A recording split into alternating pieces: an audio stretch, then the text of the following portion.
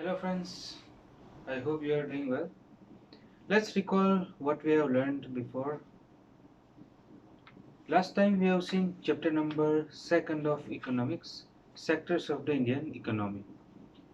On the basis of different criteria, we have categorized Indian economy on the basis of type of economic activities. We divided into primary, secondary and tertiary sector. Second, we have seen that Indian economy divided on the basis of nature of work. That means we have categorized them into organized sector and unorganized sector. And now today we are going to discuss about the third category of Indian economy, which is private sector and public sector. So let's discuss about economy, sectors of the Indian economy on the basis of ownership. Here ownership is about that assets. As we know that for production different kinds of assets are required. Production of goods and services like agriculture. For agriculture we know that different assets are required such as very basic land, then after machines and all other assets are required for growing crops. Similar, for producing any goods like a car, for producing car required land, building, different robots, machineries, right? Those are the assets, assets of production. So here ownership and responsibility of delivery of services that either owned by government or private. So we divide them into public sector or private sector. Public sector, that means assets of production owned by government, and government takes responsibility to provide services. So that is public sector. For an example, the Indian Railway. The Indian Railway is public sector company which is owned by government. That means state. Actually owned by government. It doesn't mean that owned by any particular political party or particular ruling party or parties. No, not at all. Here meaning of government, that means for the state. That means owned by the nation, owned by the public. That is also known as public. So the Indian Railway is a public sector unit. Similar, Indian Oil Corporation (IOC). It is also a public sector company. There are many banks. We categorize them into public bank or private bank. I am talking about commercial bank.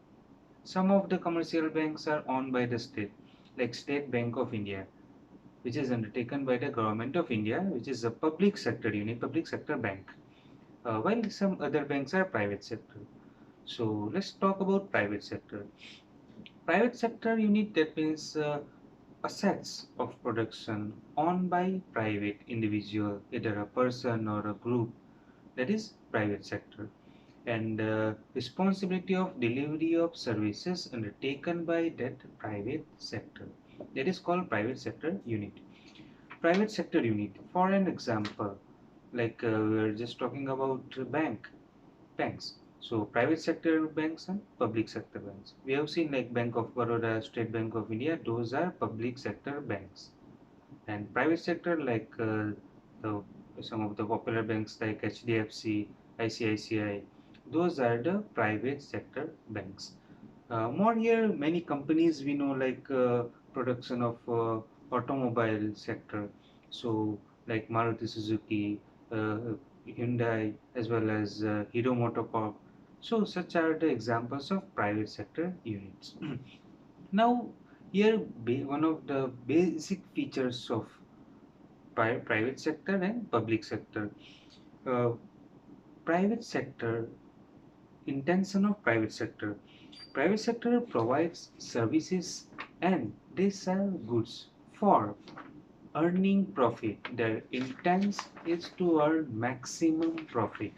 Like companies we know in private sector, why do they function? What is the function? What is the reason behind their functioning? Do you think that those private sector companies are functioning because to provide us services or to provide us the different kinds of goods of our needs, like basic needs or for luxurious things? No, their intent is to earn maximum profit. They want to sell their things, they want to sell their services, and they want to earn maximum profit. Their aim is to earn maximum profit. No matter what, even they said customer satisfaction is their motto, or they work for the people, those things are lie. Their aim is to earn maximum profit. In most of the cases, their intention of private sector, that is to earn maximum profit. But public sector, which is the most important for us, public sector, government services. Why government provides such services? Why Indian Railway is functioning? Why those state level transportation services like in Gujarat we call GSRTC, Gujarat State Road Transportation Corporation. Those are the companies we know that for many decades they run in loss. They don't earn profit. If we check their annual report, always loss and not less. But still they continue their services. Why?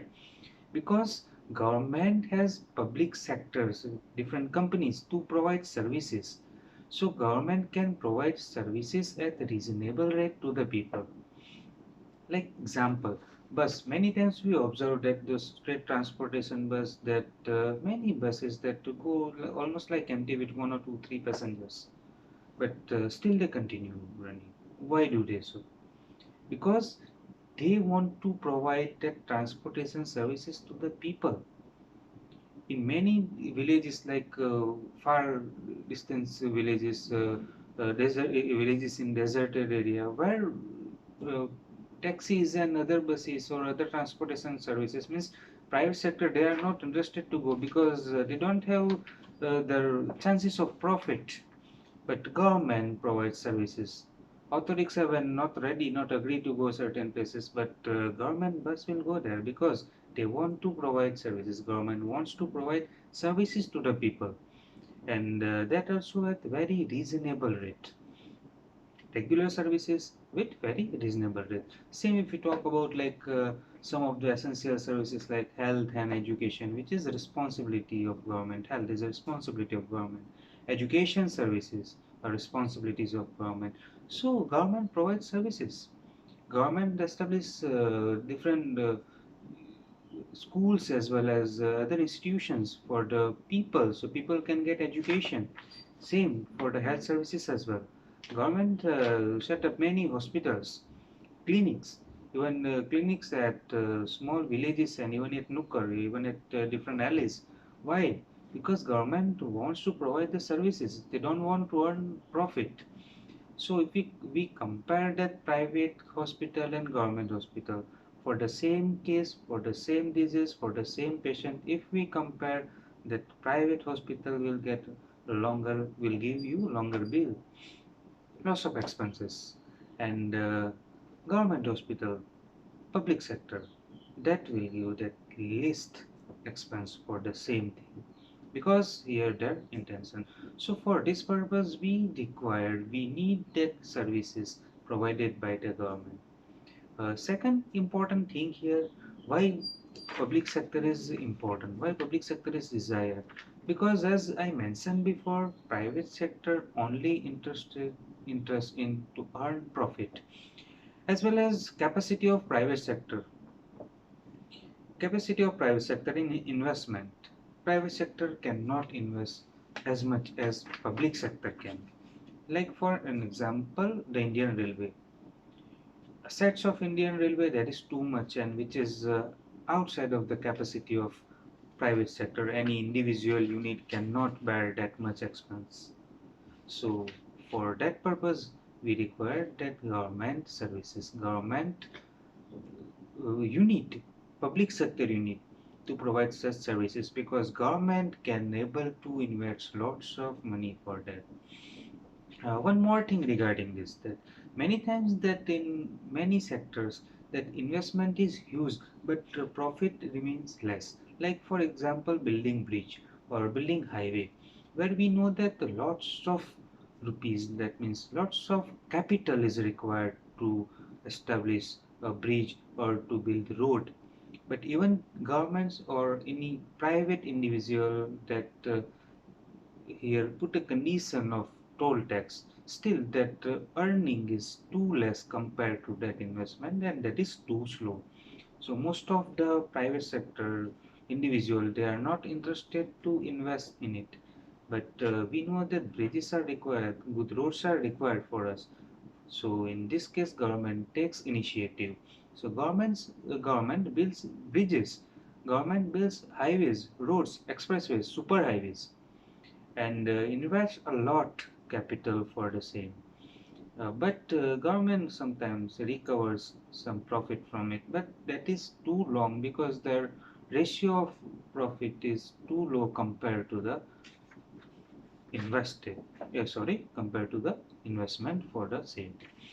So here we have seen that one more sector of the Indian economy, which is on the basis of ownership, private sector and public sector. Many countries where there is only private sector, like America. In America, United States of America, where most of the production units, almost all the production units and services provided by private sector only. There is no initiative of public sector unit. Those are the capitalists. Second, here like China, where all the units of production owned by the state, private cannot own, any individual cannot own any production unit. That is communalism. And third, India has mixed economy, which is socialism. So here we have both private unit and public units. So here this is the last sector of the Indian economy on the basis of ownership, private sector and public sector. So in this chapter we have seen sectors of the Indian economy on the basis of different economic activities. We have seen on the basis of nature of activities, and we have seen third one just now, which is on the basis of ownership. So your notes I'll provide you soon, as well as some of the important question I'll try to provide in next video. Till the time, stay tuned. See you soon. Thank you.